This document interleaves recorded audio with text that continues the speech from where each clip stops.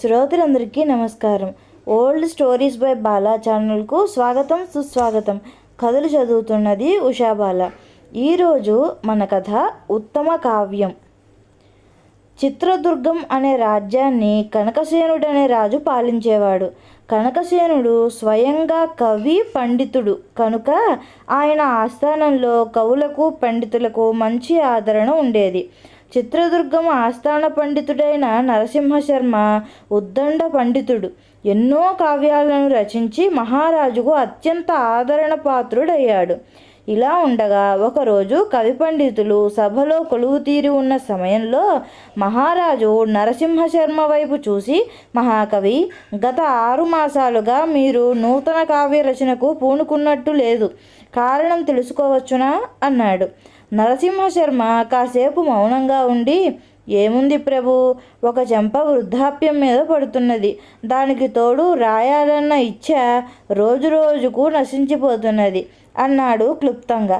కనకసేనుడు కొద్దిసేపు ఆలోచన ముద్రలో ఉండి, మీ నూతన కావ్య పఠనం వినకపోతే నాకు లోకమే శూన్యంగా, నిస్సారంగా తోస్తుంది నరసింహశర్మ. 4 రోజుల్లో ఉగాది పండుగ వస్తున్నది కదా. ఆ రోజుకు మీరు ఒక మహత్తర కావ్యం రచించి దాన్ని సభలో గానం చేసి సభను మీ కవితారస మాధురిలో ఓలలాడించాలి. ఇది నా అభిలాష అన్నాడు. నరసింహశర్మ ఒక నిట్టూర్పు విడిచి రాజుతో, ప్రభు, కోయిల వసంతమాసంలోనే కూస్తుంది. నెమలి వర్ష ఋతువులోనే మేఘాలను చూసి నృత్యం చేస్తుంది. కమలము పగటివేళ సూర్యకాంతి ప్రసరించినప్పుడే వికసిస్తుంది. కలువ పువ్వు రాత్రివేళ సుధాకరుడి శీతల కిరణాల స్పర్శకే విచ్చుకుంటుంది.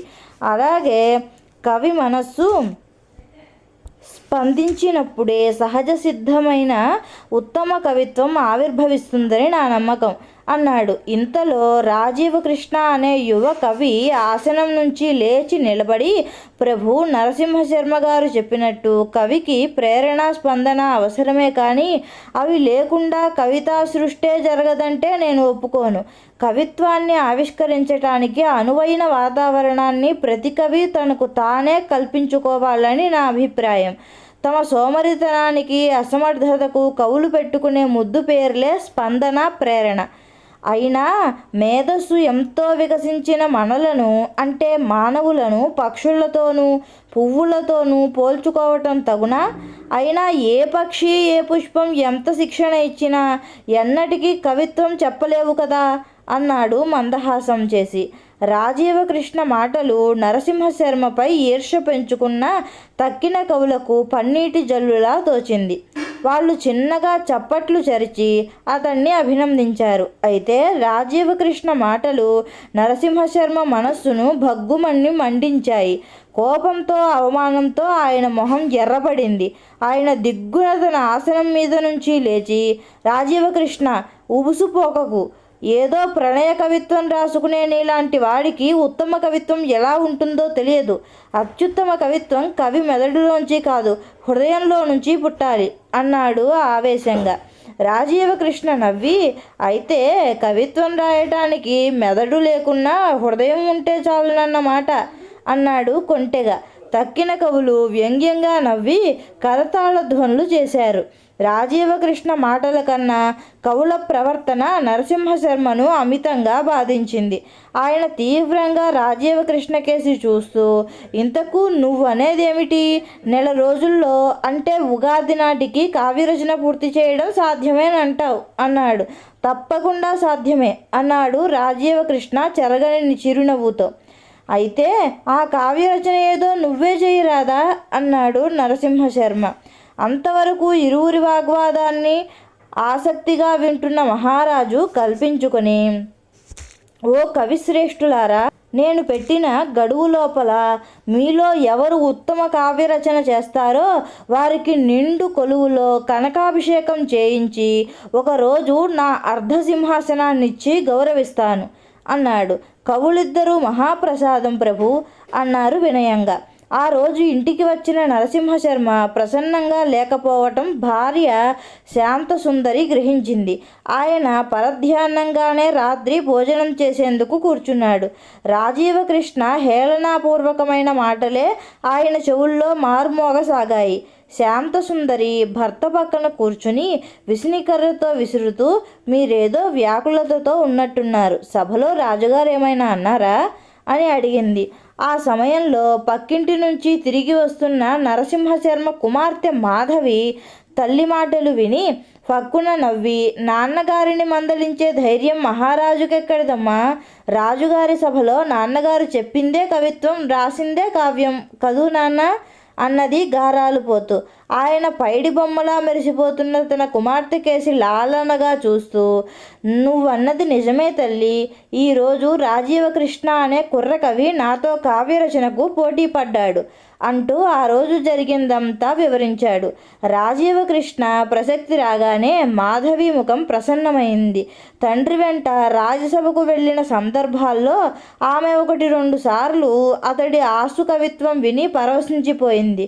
అతడి స్ఫురద్రూపం ఆమెను అమితంగా ఆకర్షించింది. అయితే తన తండ్రి లాంటి మేధావితో ఆ యువకవి పోటీ పడటం ఆమెకు చిరుకోపం తెప్పించింది. ఇప్పుడు మాధవి నిర్లక్ష్యంగా నవ్వి, మీతో ఆ రాజీవకృష్ణ పోటీకి దిగటం కొండతో పొట్టేళ్లు ఢీకొన్నట్టుంది నాన్న అన్నది. నరసింహశర్మ గంభీరంగా తల పంకించాడు. ఆయన భోజనం ముగించి తాటాకుల ఒత్తి గంటం తీసుకుని కావ్యరచనకు శ్రీకారం చుట్టాడు. జీవన వలయం అని పేరు పెట్టాడు. మానవ జీవితంలోని వివిధ దశల్ని ప్రకృతితో పోల్చుతూ ఆయన కావ్యరచన సాగింది. ఉదయాన్ని బాల్యంగాను, మధ్యాహ్నాన్ని యవ్వనంగాను, సాయంత్రాన్ని వృద్ధాప్యంగాను ఆయన అద్భుతంగా చిత్రీకరించాడు. మొత్తానికి రేయింబవళ్ళు శ్రమించి అనుకున్న గడువుకు కావ్యాన్ని పూర్తి చేయగలిగాడు. ఆయనకు ఎనలేని తృప్తి కలిగింది. తర్వాత భార్యను, కుమార్తె మాధవిని వెంట పెట్టుకుని ఉగాది రోజు ఉదయం నరసింహశర్మ రాజ్యసభకు చేరుకున్నాడు. అప్పటికే రాజీవకృష్ణ, తక్కిన కవి పండితులు, కొంతమంది పురప్రముఖులు సభలో ఆసీనులై ఉన్నారు. రాజీవకృష్ణ మాధవి వైపు చూసి మందహాసం చేశాడు. మాధవి కూడా రాజీవకృష్ణను కన్నులతోనే కుశల ప్రశ్నలు వేసి ముసిముసిగా నవ్వింది. ఇంతలో మహారాజు సభాప్రవేశం చేయడంతో అంతా తమ తమ స్థానాల నుంచి వినయంగా లేచి నిలబడ్డారు. మహారాజు సభను ఒకసారి కలయజూసి, ఈరోజు ఉగాది పర్వదినం కదా, ఇప్పుడు నరసింహశర్మ, రాజీవకృష్ణలు నూతన సంవత్సరానికి స్వాగతం పలుకుతూ తమ కావ్యపట్నంతో మనలను అలరిస్తారు అని ముగించాడు. నరసింహశర్మ ఒకసారి గొంతు సవరించుకొని కావ్యాన్ని మధురంగా గానం చేయసాగాడు. ఆయన ఒక్కొక్క పద్యాన్ని భావయుక్తంగా విరిచి చదువుతుంటే మహారాజుతో పాటు కవి పండితులు, పురప్రముఖులు అంతా మంత్రముగ్ధులయ్యారు. కావ్యగానం పూర్తి కాగానే సభా ప్రాంగణం కరతాళధ్వనులతో మారుమోగింది. తర్వాత రాజీవకృష్ణ వంతు వచ్చింది. అతడు సంచిలోంచి తాళపత్రాల బొత్తిని తీసి మహారాజును సమీపించి ఆయనకు అందించాడు. ఆయన ఆ పత్రాలను పరిశీలించి చూసి అందులో ఒక్క అక్షరం కూడా కనిపించకపోవటంతో రాజీవకృష్ణ కేసి చూసి, ఇదేనా నువ్వు రచించిన మహాకావ్యం అన్నాడు కళ్ళెర్రజేసి. రాజీవకృష్ణ నోరు మెదపకుండా చిరునవ్వుతో నిలబడ్డాడు. అది చూసి మహారాజు ఆలోచనామగ్నుడయ్యాడు. కాసేపటికి ఆయనలో ఒక ఊహ తళుక్కుమన్నది. వెంటనే రాజీవకృష్ణ కేసి ఆప్యాయంగా చూస్తూ, మొత్తం మీద నరసింహశర్మ చేత ఒక మహోన్నత కావ్యాన్ని సృష్టింపచేసిన ఘనత నీదేనయ్యా అన్నాడు. పక్కనే ఉన్న మంత్రి ధీరమతి కల్పించుకుని, ప్రభు, రాజీవకృష్ణ నరసింహశర్మ చేత ఉత్తమ కావ్యాన్ని ఎలా రాయించగలిగాడో నాకు అర్థం కాకుండా ఉంది అని అన్నాడు ఆశ్చర్యపోతూ. మహారాజు మందహాసం చేసి రాజీవ కృష్ణకు తన కవితా పాటవం ఏ పాటిదో తెలుసు. అయినా నరసింహశర్మ లాంటి ఉద్దండుడితో పోటీ పడ్డాడు. ఎందుకని? నరసింహశర్మలోని కవితా సరస్వతిని మేల్కొల్పాలని. ఎప్పుడైతే ఆస్థానంలో తనకు పోటీ ఏర్పడిందో అప్పుడు నరసింహశర్మలోని కవితా సముద్రం కెరటాలై పొంగి మనలను రసవాహినిలో ముంచెత్తింది అన్నాడు. ఆ వెంటనే నరసింహశర్మ రాజీవకృష్ణను సమీపించి, రాజీవకృష్ణ, నిన్ను అపార్థం చేసుకున్నందుకు విచారిస్తున్నాను అన్నాడు. మీ చేత ఉత్తమ కావ్యం రాయింపజేయాలనే సదాశయంతో సభలో మిమ్మల్ని పరుషంగా మాట్లాడాను. ఇప్పుడు సభాముఖంగా క్షమాపణ చెప్పుకుంటున్నాను. నన్ను క్షమించండి అన్నాడు రాజీవకృష్ణ వినయంగా. తర్వాత నరసింహశర్మకు అత్యంత వైభవంగా కనకాభిషేకం జరిగింది. మహారాజు ఆయనకు తన అర్ధసింహాసనాన్నిచ్చి గౌరవించాడు. రాజీవకృష్ణ మాధవీల ఓరచూపులు దోరనవ్వులు పసిగట్టిన మహారాజు, నరసింహశర్మ ఈ శుభ సమయంలో మరొక శుభకార్యానికి నిర్ణయం తీసుకుంటే బాగుంటుందని నా అభిప్రాయం అని అన్నాడు. అదేమిటో సెలవేయండి ప్రభు అన్నాడు నరసింహశర్మ. రాజీవకృష్ణను మీ అల్లుణ్ణి చేసుకుంటే మీకు కవితా రచనలో చేదోడు వాదోడుగా ఉంటూ కావలసినంత ప్రేరణ అందిస్తాడు కదా అన్నాడు మహారాజు గుంభనంగా నవ్వుతూ. రాజీవకృష్ణను వివాహమాడటం నీకు ఇష్టమేనా తల్లి అని అడిగాడు కుమార్తెను నరసింహశర్మ. అంతా మీ ఇష్టం నాన్న అన్నది మాధవి ముసిముసిగా నవ్వి.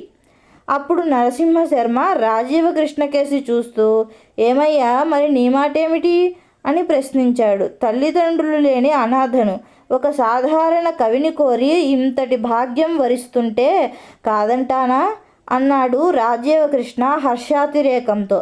కాబోయే వధూవరులను కవి పండితుల సభ కరతాళధ్వనులతో అభినందించింది.